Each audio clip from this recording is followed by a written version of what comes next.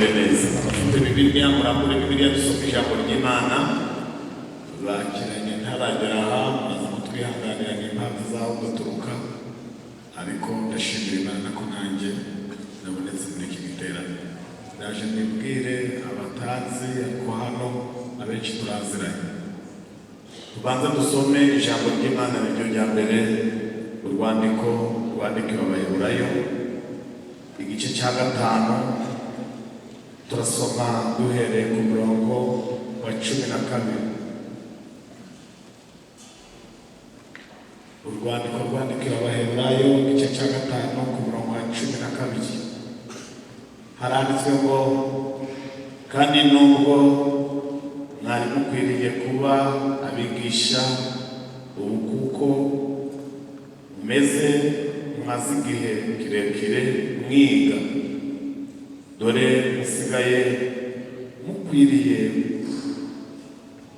kongera kwigishwa, namwe ibyishingiro bya mbere by'ibyavuzwe n'Imana, kandi mwahindutse abakwiriye kuramizwa amata aho kugaburirwa ibyo kurya bikomeye. Imana idufashe cyane. Dusome ku gice cya 6 hepfo gato ku murongo waho wa mbere. Igice cya 6 ku murongo wa mbere haranditswe ngo, nicyo gituma dukwiriye kuba turetse guhora mu bya mbere bya Kristo, tukigira imbere ngo tugere aho dutunganirizwa rwose, twe kongera gushyiraho urufatiro bwa kabiri, ari rwo kwihana imirimo ipfuye no kwizera Imana. Imana iduha imbaraga. Mwakira ijambo ry'Imana. Mwakira ijambo ry'Imana. Amazina nitwa Nshizirungu Emmanuel. Rubatse, mfite umudamu n'abana, mbibwiriza ubutumwa bwiza bwa Yesu Kristo umuhamagaro. Umukristo wo muri paruwasi ya Gasasa. Iyo paruwasi ni imwe igize amaparuwasi agize ururembo rwa Rubavu, ku itorero rya Kadahenda, ariko nje n'umuryango wanjye dutuye i Musanze. Nishimiye kuba muri iki giterane cyateguwe na bene data, abanyeshuri bagiye ku ishuri, abasapiye bo muri kaminuza, bo muri Kristo, bari kumwe n'amakorali atandukanye. Muraza kwihangana abo tutari kuvuga amazina, turashaka gutinda tuvuga amazina y'Imana ntiyahenze, ariko sinakwihangana ngo nshobore kwimanganya. Nabonye inshuti zanjye cyane simuruna, biri mu bintu byanejeje mbonye fishi ko tuzaba turi kumwe muri iki giterane. Mwongere mugire ibiganza byinshi. Imana ibamugisha utagabanije, kandi dufite ibintu byinshi tubibukiraho, by'umwihariko uko mugenda mufata abantu amaboko, by'umwihariko batendebuza cyangwa se bafite imbaraga nke, mukifatanya nabo, no kuba mwifatanije n'aba bene data nabwo ni ubudasa. Imana ibamugisha. Hari ibintu byinshi twavuga turi hano, ariko turaza kureba iby'ingenzi. Dusomye aho twateguye gusoma, tubihuza n'intego abateguye igiterane bavuzeho, ariko muhumure ku gipapuro nabonye hariya abacyanditse basoje bavuga ngo umuntu wese agerageze ajyane n'igihe. Ubwo rero kuko mubizi guhagarika igihe ntabwo ubwo bushobozi Imana yari yabuduha, ariko kujyana n'igihe twabishobora tubaye maso. Imana ibamugisha. Hari abantu bari kundeba bakibaza bati si ubu birahurira he? Ariko muhumure, muri iyi resitora buri wese ni ukwiyarurira, kandi umuntu wayubatse yishyuye byose. Ntagire umuntu kwishyuza Yesu yarishe. Amen. Reka mvuge tugiye kuganiraho abatangiye igiterane intego nayivuze, ariko uyu mwanditsi wanditse igitabo cy'Abaheburayo ntabwo baramuhuzaho neza ngo bamuvuge izina. Niyo mpamvu abantu bose bagiye kukivugaho bavuga urwandiko rwandikiwe. Ntabwo umwanditsi baramubona izina, kandi umwanditsi nta n'ubwo ari we turambyeho cyane, turambye mu byanditswe.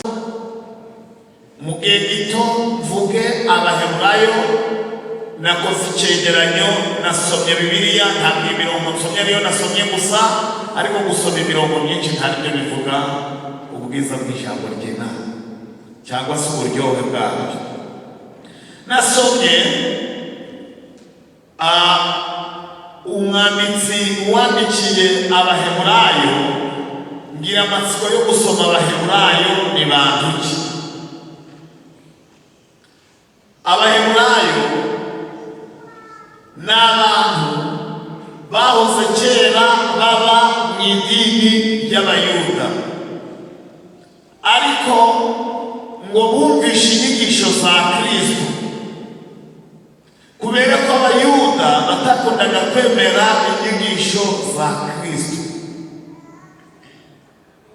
bakundaga kugongana nawe cyane, by'umwihariko mu by'amategeko. Bagashaka gufata Kristo bakamuhindura nk'udafite icyazi, bagashaka kumukosora. Kandi Yesu ntakosorwa, ni porofete, niwe mwigisha mukuru. Yesu ibintu avuze ntukwiriye gutera agatoki hejuru, ibyo avuze aba bivuze. Bakundaga gushaka kumukosora, ariko Yesu nawe ntaborohere. Igihe cyose bashatse kumugesha impaka, muvuge ngo yarabatsinze. Yesu yaratsinze. Abatsinze ngo bituma bamwe muri bo, abantu bazi kureba kure, bava muri iryo dini rya Kiyuda, bahita bakurikira umwami Yesu.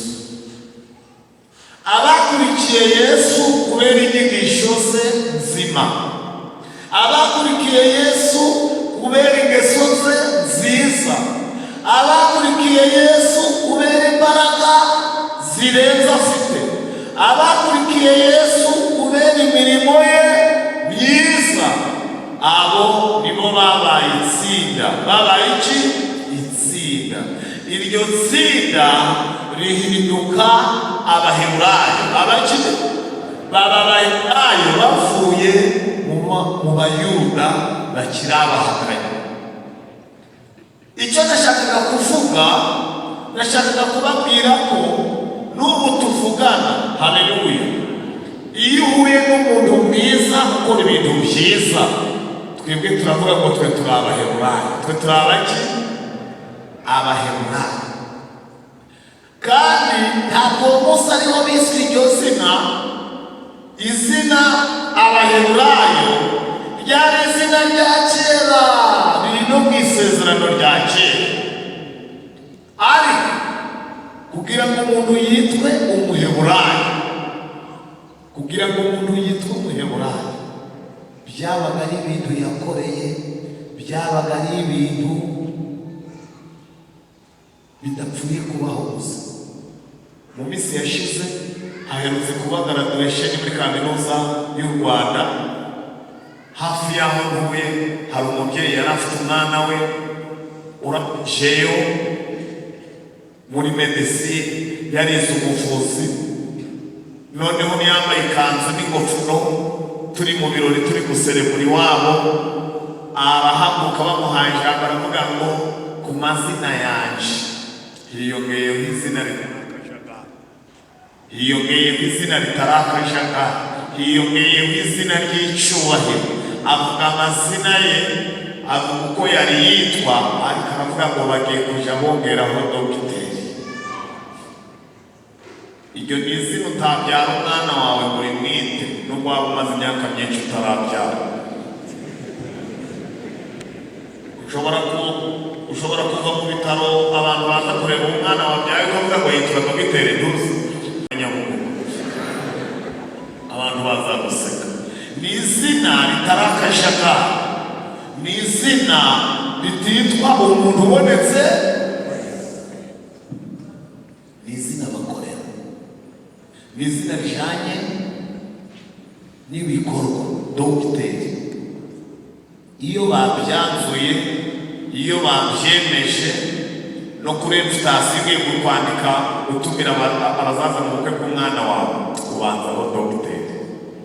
Iyo wabikoreye uri dogiteri kuko no ku ruhimbi iyo bakwakira, none ko mwumvishe banyakiye bavuze ngo reka twakire dogiteri Kizungu, ntabwo byashoboka.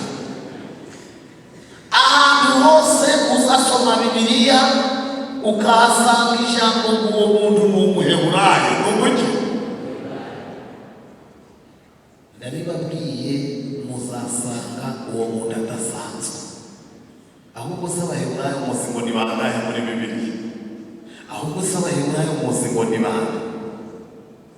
Ngo muri kundeba nk'abataritaye ariko uvuze ngo amen, mwese nababwira abaheburayo ngo batatu. Amen.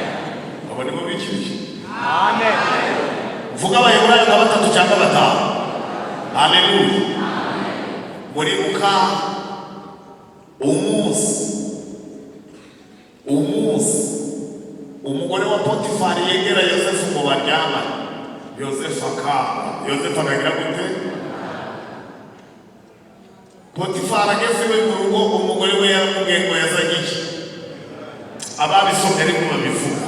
Yaravuze ngo watuzaniye iki? Watuzaniye umuheburayo kudusekana agasuzuguro.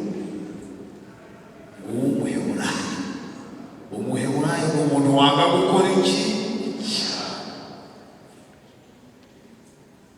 Umuheburayo ni Yosefu. Reka kuba abandi baheburayo batatu. Umunsi umwami Nebukadinezari, turi muri Danieli gatatu, ashira igishushanyo mu kibaya cya Dura, agategeka abantu bose kucyubaranira. Abantu bose bakunama, amabendera n'amabubura, amabendera azamutse, amabubura bayavugije, abantu bose bagakoza umutwe hasi, ikibuno hejuru. Abantu bakomeje guhagarara ntibunamira igishushanyo ntibambinde nabi.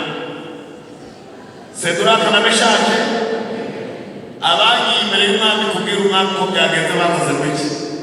Baravuze ngo nyakubahwa, abantu bose kuko wabipanze, amakondera yavuze n'amabura bose barubarara, ariko hasigaye abaheburayo bangahe bonifata?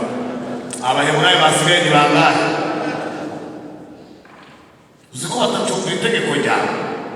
Umwami ngo arabahamagaza arababwira ngo ni iki cyatumye mutubarana ibyo ntegetse, mutakoze ibyo ntegetse? Baramubwira ngo Imana yacu, Imana yacu. Abaheburayo ni abantu bafite Imana y'umwihariko, ni abantu n'itsinda ritagatifu. Uko mutari kubona, abaheburayo ni abantu batarakajagari, baba mu bantu benshi ariko bo ni bake.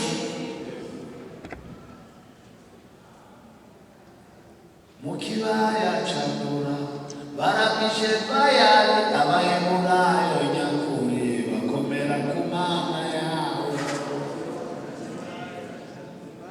Barabije Bayali, abaheburayo nyakuri bakomera.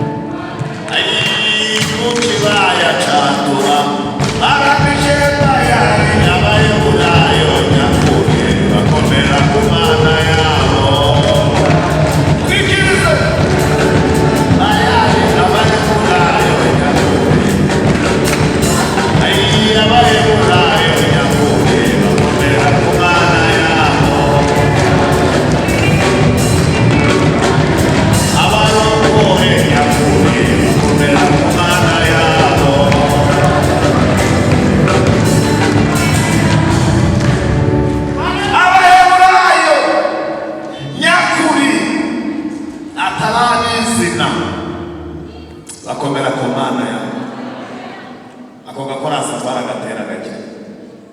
kibaya cya Dura abantu bose baramishe Bayali, ariko Abaheburayo bakomera ku Mana yabo. Haleluya.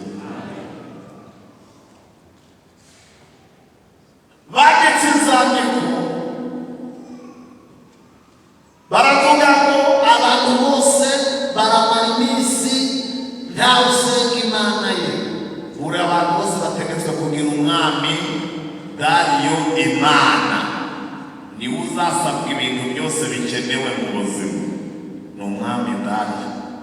Ngo ibyo bipapuro bateyeho kashi barabifotoza, ngo kimwe bagitera ku muryango w'aho Danieli yataha, aho Danieli yageraga.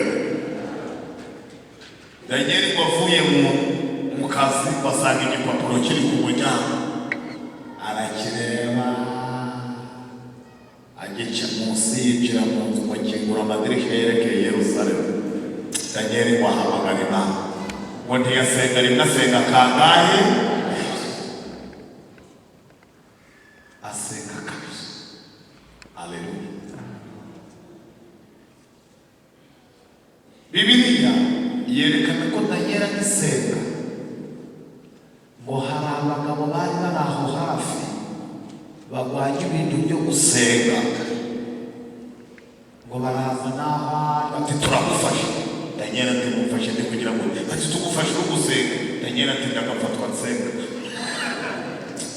Umva se yari dosi, tugufashe uri gusenga.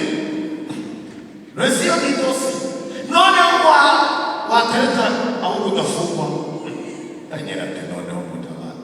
Abandi bafata bibyo bitoki, abandi bafata bari mu ngo z'abandi basambana. Jimu yansanzemo, none nsaba imbabazi ko nasenze, ahubwo batasenze nibo tuzababara. Abagabo batari ko idosiyo yize igihano wakimenya. Danieli ati se ni iki? Ubu mu kanya baraba bakwanditseho rimwe, uragupfuye mu kanya, tugufashe saa 8 ariko se turakugeza ku rwobo saa 9 n'igice, saa 10 abantu baraba rwose bategura igihe bazagusezeraho. Nabwo kandi bazagusezeraho ku ifoto, nta mubiri baraba bari kubona intare zirabazakuriye. Danieli arabasubiza ngo ndiho n'ejo nzaba ndiho n'ejo. Abaheburayo ni abantu bigirira icyizere, akakubwira ngo umbone uko. Haleluya. Ndiho none n'ejo nzaba. Abaheburayo. Danieli ngo bamwe baramufata, abandi bohereza umwe bati genda ubwira umwami ko mushiki we tumufashe.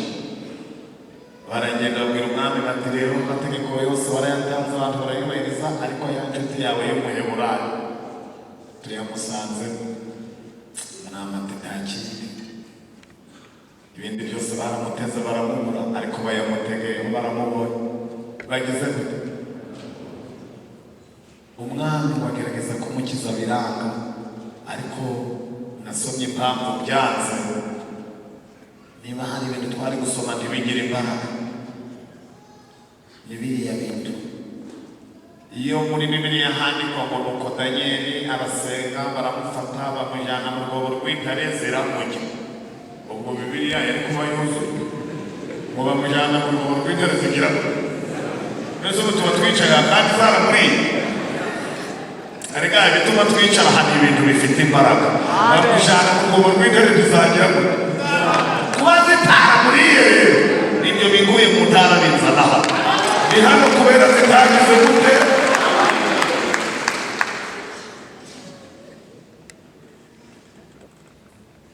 Kuba yararaye mu rwobo rw'intare ntizimurye, ngibyo ibintu bituraza ishinga, ngibyo ibintu bituma abantu bambara amakanzu y'umweru bakayahuriraho, ngibyo ibintu bituma abantu bajya ku mutayeri batudodere zifite umukara hano hashire, uvuge ngo kubera zitamuriye.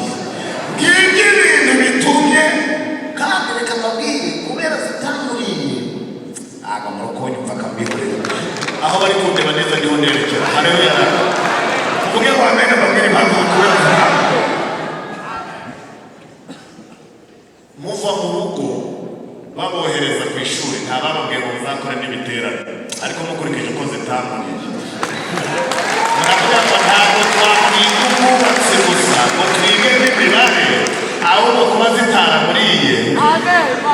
duteguremo n'ibiterane ni ukubera tutagize gute kuba zitaramuriye nicyo cyatumye mbatizwa kuba ntare zitaramuriye kandi mureke babwire hari amakuru ndamenya Daniel yiriwe mararamo bamujyanyemo abagabo baramubwiye bati ariko watereta hakiri kare ukareba idosi uko twayihengekereza niba hari ayo ufite Daniel atamaki aya mafaranga arabwa ataho kuyaba hamwe n'ayatura mu biturisho ati nyamara wari ukuntu twabihengekereza tujemo tubuzima z'iminsi zitajya twarebye tubona ziri kwayura Daniel ati twihute mu nshire muri abandi bati mbese kuri kwihuta kuba ushaka gupfa Daniel ati none si umubyizi wose w'umunsi ni ukuwucira mu rwobo rw'indarumiza nta kandi kazi muraje gukora abandi bati ariko nawe washakaga kwiyahuraho wagura umukeka kw'indaru n'imana ugasakunya uri kwihuta kuja Daniel ati twagiye wa bakabona ariko basumbye intambwe ariko ugata ku rwobo rwinshi ahageze arababaza ati nsimbukemo cyangwa ndeke mu nzu n'ingero abandi batereka si umuhungu warenga ati abaheburayo batinya ibibazo abaheburayo haragakuraza kera twatera kuvuga ngo dutinya ibihe kuko nyiri ibihe turaziranye aravuga ati nsimbukemo muransunikamo ariko si wari gatukana rwose ati wowe wari muransanga abageze ati abahungu bazana ibuye bahomaho ubushishi ati twigendere ngo ikiriyo kizabesha ngo burira buraca igihe kingana iki amanywa nijoro umwami ati rero ubu tuvuga ni kwihuta agiye mu kazi namwe ngiye kubashyiramo muhumure nzaza kubakura mu ejo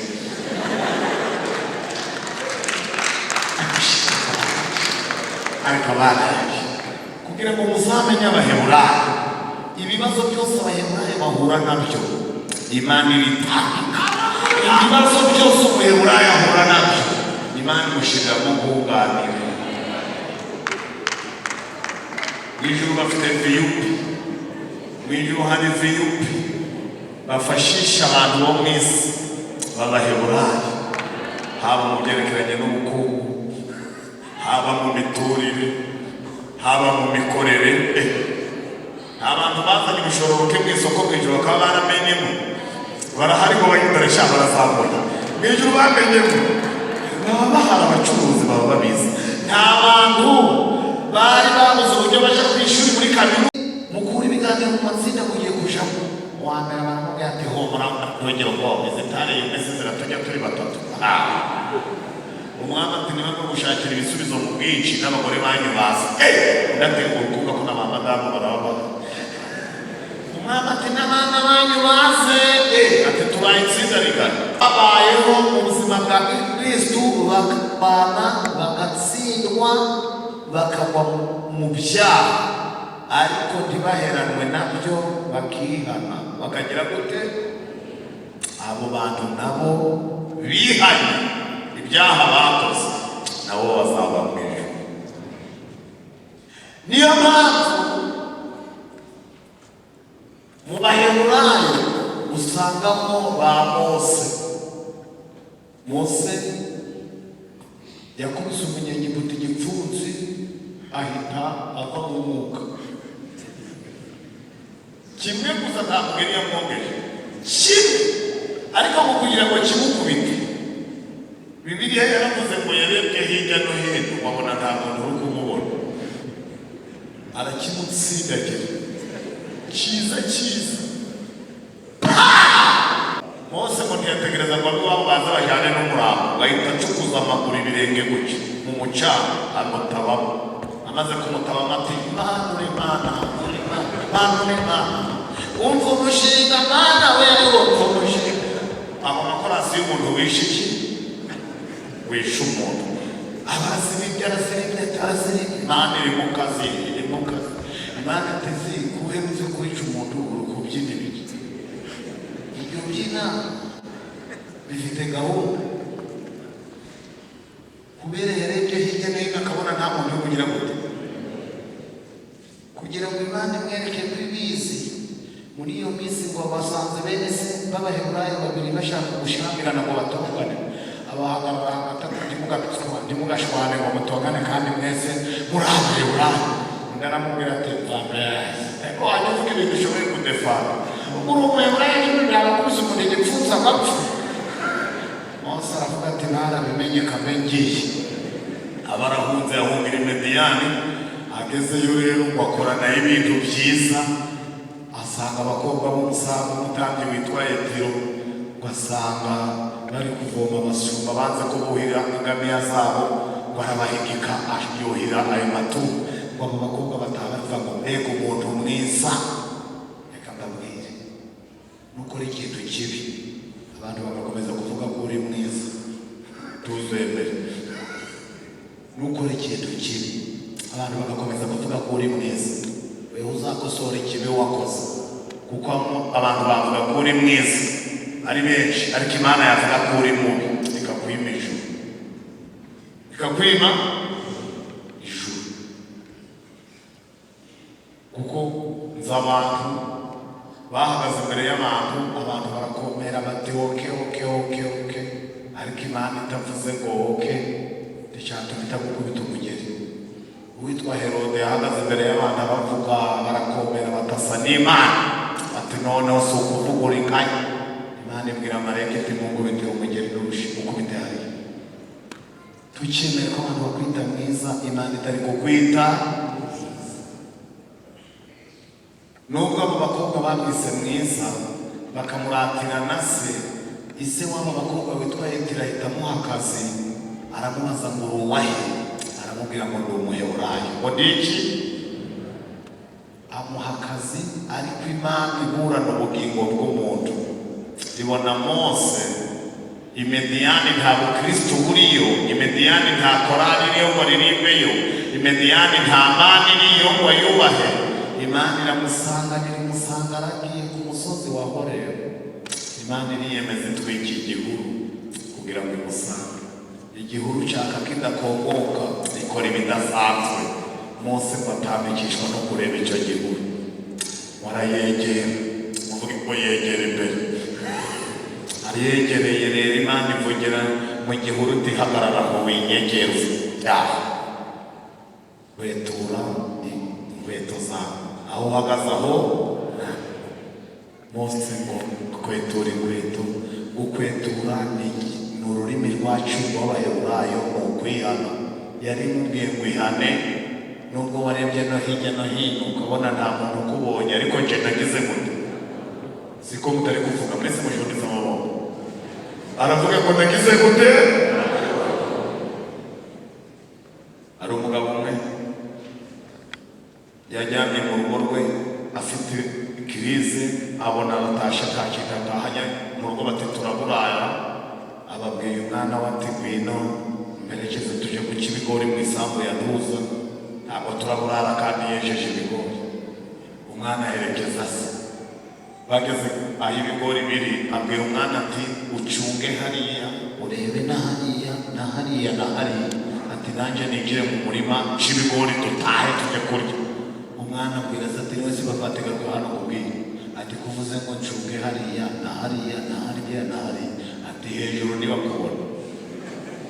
None hejuru ninde urahari?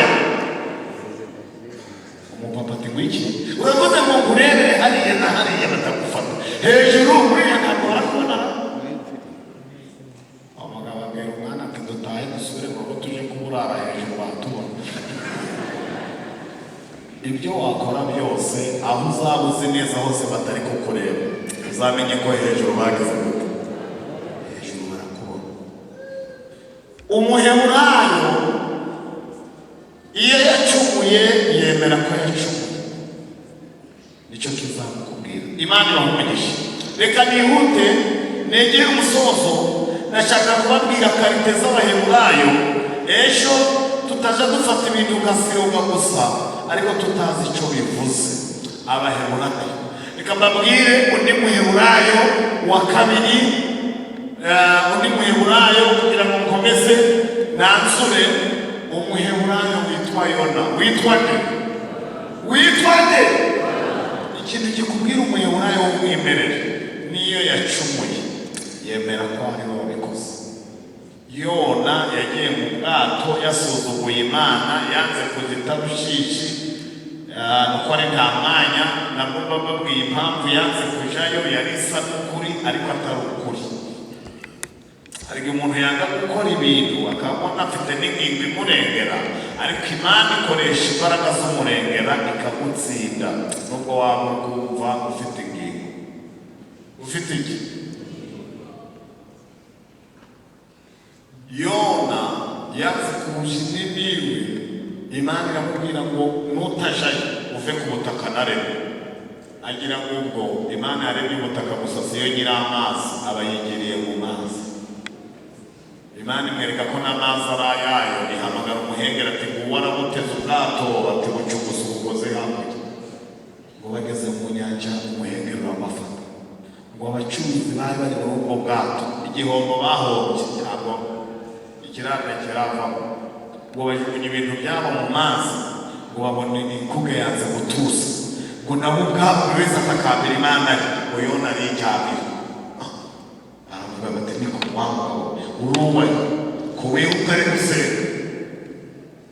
Abana basubije ati njyewe iyo nasenga dufitanye twifu, mwe musenga izanjye mubanye nazo neza, njyewe iyaje urupfukunde bayobora bavuga icyo iyaje Imana yaje, ntabwo nje muri iyi minsi tubanye neza, ntabwo nyamagara.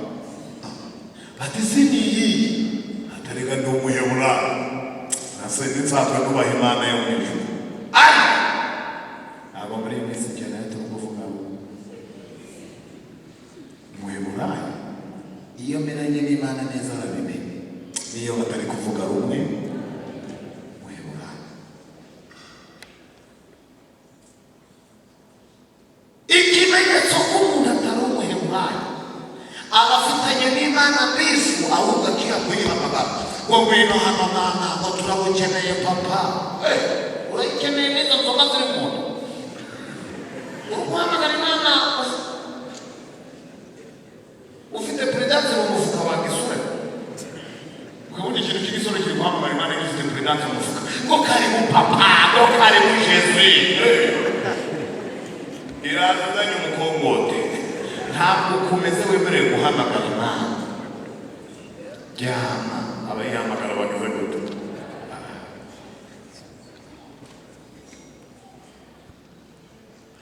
Ubu se ushobora kubitsa urumogi mu mufuka ukajya gusura umuntu kuri polisi? Murakonye kwiya guhamagara Imana ufite ibyaha ni nko kuba ubitsa urumogi mu mufuka ukavuga ngo ukajya gusura umuntu kuri polisi.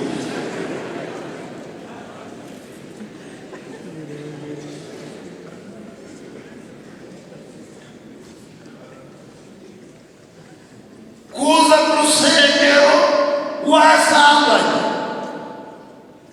keretse ufite gahunda yo kuza kwihana. Abantu tumaze iminsi tuganiye, nababwiye umuntu iriya hirya mu mashefu bamuvuze ku makuru,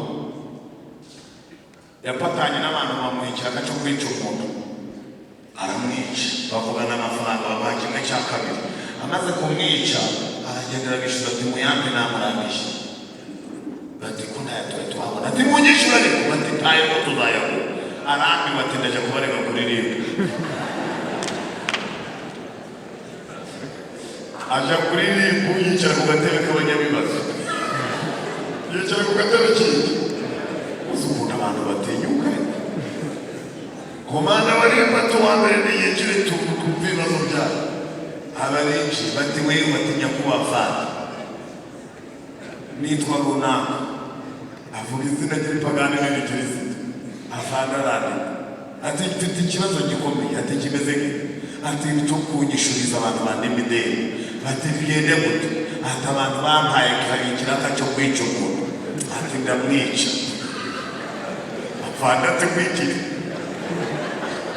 ati rwose ati ndamwica, ati bari bampaye avanze, ati ariko yani neretegerege nerebuze nyakubahwa,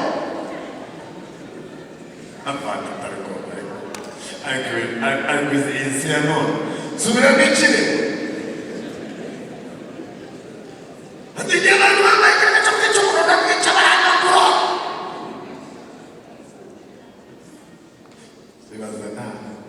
ibaza wica umunyarwanda uzi gutanga ikirego kuririmba avandata ahubwo twe twabonye umurambo tuyogo wamwishe kumburizanye kuza imbere y'Imana ufite ibyaha ni uko umeze iyo udafite gahunda yo kwihana ujye umenya ko hari umunsi uzafatwa ndagira ngo mbabwire ko Yona ni umuheburayo baramubwiye bati none we yaba tutari kwisenga ariko gategetse natwe ngo nyamara yatutanye nayo ibibazo ahubwo ndi gushaka ko twanogosiya nje nayo tukabikemura kandi iyo nje nayo tugafitanye ibibazo sigombe ngo nyibwire ifite ibyo yibwira kungirira kandi ni byiza si ibi iyo Imana mudafitanye ibibazo n'ibyo utayibwiyigira gute Imana ni wo umugisha Yona baramanye bati none tubigire gute teje ibi byose kuko nje n'Imana tutabanye neza kugira ngo rero mutakomeza ku nzira kandi nje n'Imana turi mu murongo wo kubikemura mumfate munjugunye muri aya mazi kugira ahite tuzi ngo baramuterura bamujugunya kandi inkuge yahise igira gute inyanja iratungana rwose niko Bibiliya yavuze ngo bayingereye mu nda y'ifi ageze mu nda y'ifi rero Yona yari umuhanga cyane ngo yageze mu nda y'ifi abwira Imana ijambo rimwe aravuga ngo Uwiteka hano ndi mu nda y'ifi sinabyiniramo igisirimba sinaturiramo amaturo sinatereramo haleluya kubera ko ari mu nda y'ifi ariko ukoze igitangaza Yona abona ko navuga ko akumbuye mu isoko ntacyo birabwira Imana abona ko nabwira Imana ko akumbuye ku ishuri ntacyo biraba bivuze bagashizemo agatanga bavuga ati Uwiteka ubu tuvuga nkumbuye mu rusengero ati mbega ngo ndakumbura mu rusengero ati ntusubira mu rusengero ati nibahamagara bihana nzahita nihana Imana ati nicyo napfaga nawe ibwira ifite imuruka itarushishe ifi biramurutse imurutse Yona yiyunga n'Imana asubira ku buriri nenewe asubira mu kazi abaheburayo nta muheburayo upfa atarakemura ibibazo afitanye n'Imana Imana ibaha umugisha mu yandi magambo gucumura ukihana mu banyeshuri hari icyo bita iyo watsinze amasomo rimwe rikakunanira bakaguha amahirwe yo kurisubiramo babyita wiki cyo pfa namwe nicyo no kutavuga cyane no kugira ngo gusubira mu isomo guhabwa amahirwe yo gusubira mu isomo watsinze ni te naho mu gifaransa nshaka amafaransa saba gucumura ukihana Imana ibiguhaye repesaje usubiremo isomo ryakunaniye kuba waracumuye ntabwo ndakurimbura ndaguha imbabazi wihane ibyaha wagize gute wakoze ubuheburayo bwawe bugumeho Imana ibaha umugisha agire babwire mu minota nsigaranye ngiye kubabwira abaheburayo umwanditsi wabandikiye nubwo bari abantu bahagurutse kubera Kristo bageze aho baraparika kandi ahantu baparitse baparika ahatari arete abaheburayo iyo umushoferi nubwo yaba afite perimi n'imodoka ariye ntabwo apfa guparika ahantu habonetse baparika muri Moveza ahantu baparitse uyu mwanditsi babandikiye biragaragara ko bari barageze aho urugendo baraparika ibintu bitatu bakoze byerekanye uyu mwanditsi wabandikiye ibintu bitatu byerekana ko batari bakigenda neza bari barahagaze batari bakigera imbere ngiye kubibabwira kugira ngo tubyirinde natwe nitwe baheburayo b'iki gihe murambure Bibiliya mbabwire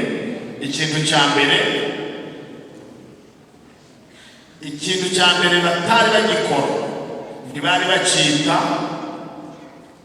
ku byo bumvise.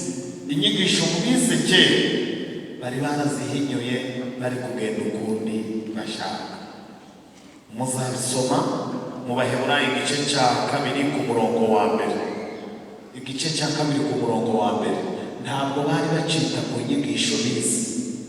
Abari mfite Bibiliya mwahabonye haranditse ngo nico gituma dukwiriye kwita ku byo twumvishe kugira ngo tudatembanwa tukagira gute tukabivamo.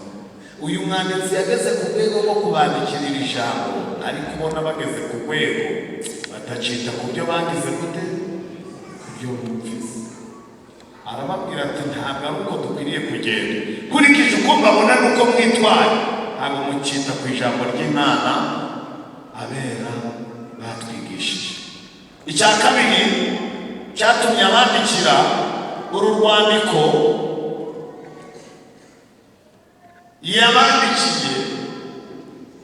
yabandikiye ababajwe n'iminsi bamaze mu rusengero, n'imyaka bamazemo, n'igihe babatirijwe bakaba bakiri abana, kandi bakagombye kuba ari abigisha abandi, ahubwo akabona nabo kwigishwa. Hari igihe ubona umuntu mwene data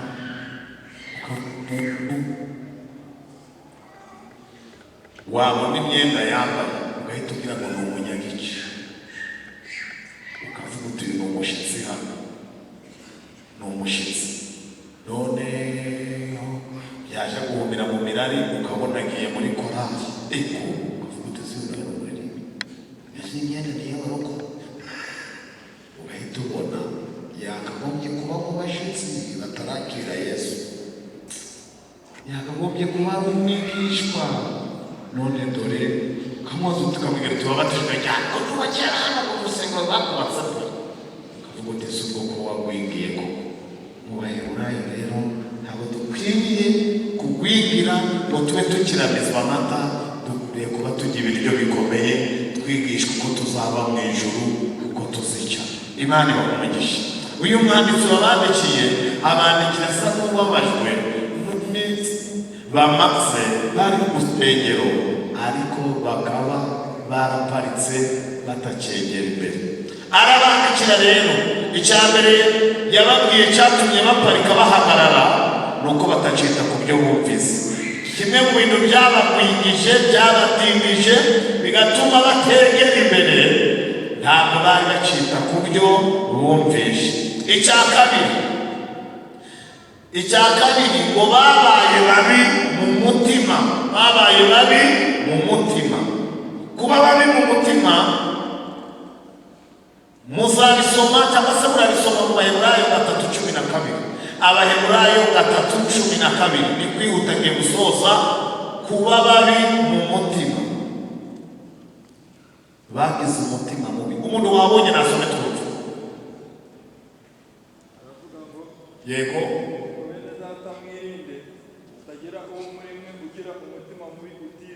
Yego. Rekera. Nuko bene data ndabinginga ngo mugire umutima mwiza, ntimukomeze kugira umutima mubi ubatera kutizera. Abaheburayo bageze aho kubera guhagarara ntibongera kugira umutima mwiza, bagira umutima mubi. Umutima mubi, reka mbabwire, bituma wimura Imana. Ngo byabateye kwimura Imana. Ibyo ngibyo bituma uyu mwanditsi wabandikiye yongera kubibutsa, arababwira ngo ntihagire muri mwe ugira umutima mubi. Ndagira ngo babwire ko tudakwiriye kuba mu buzima tudafite Imana. Umunini yaravuze ngo nta Mana nta buzima. Nta Mana, Imana ibamugisha. Icya gatatu yarabandikiye arababwira ngo kugira ngo ibyacu bikomeze bibe byiza, dukomeze twitwe izina rifite n'ibikorwa, nuko twakomeza kwiga inyigisho nzima. Inyigisho nzima.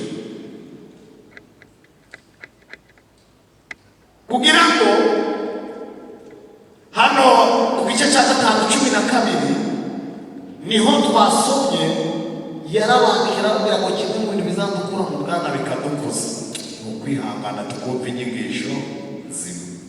Pawulo yandikira Timoteyo yaravuze ngo mu minsi y'imperuka abantu amatwi azaba bajya badashaka kumva ukuri, batihanganira inyigisho nzima. Uwandikiye Abaheburayo rero arababwira ngo kugira ngo twegere imbere bizadusaba ko twicara tugashaka abigisha bakatwigisha inyigisho. Iyo wigisha inyigisho nzima baravuga ngo wape nta mavuta bavuga ibintu bimeze nk'iby'abasaza kubera ntasizemo byanga bya